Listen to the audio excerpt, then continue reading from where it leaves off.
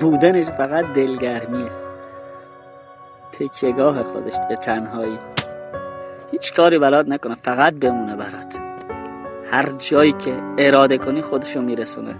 سالها نخوابید تا ما راحت بخوابیم، سالها گشنمون تا ما سیر بخوابیم، سالها نپوشید ما نو بپوشیم، سالها غماشو پنهون کرد با یه لبخند تا ما خوشحال باشیم. پدر واقعا دمت گرم.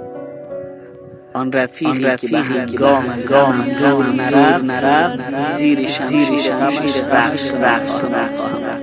رفیقی خوب پدر. پدر یعنی شونه مردانه،